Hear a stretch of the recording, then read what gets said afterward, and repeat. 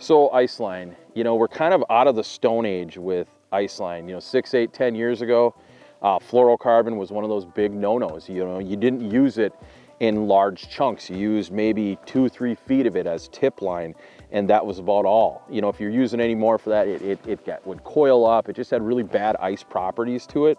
Nowadays, I've gone almost 100% to fluorocarbon line. The benefits are it's invisible, it fishes heavy, it's got less stretch than mono, and it's way, way more abrasion resistance. And that really comes into play when you get thicker ice. And, you know, if your fish is 20 feet away and you're reeling on them, your hole goes down and your line may be just dragging on that hole throughout the course of the day.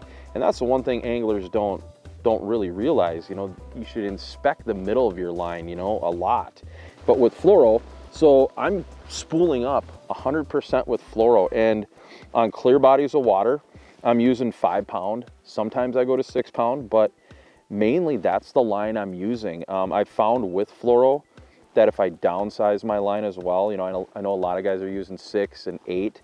I usually don't go past 6 pound unless I'm going to Winnipeg or something like that, where there's a chance at true, you know, 10, 12, 13 pound fish. So fluoro coupled with 1,000 size reel, which has a bigger spool on it, which doesn't make that fluorocarbon coil up. So long story short, if you haven't given fluorocarbon line a shot or tried it in the last 10 years, go pick yourself up a spool, make sure you put it on a larger diameter reel spool, and give it a go. I think the benefits will really start to come to the surface once you get away from mono. Now mono, the only time I'm really using mono now is on my set lines where bobber goes down, you crank down and you're really reefing on it. That's where that extra stretch of that mono comes into play for me. But that's about all I'm using monofilament now for ice fishing.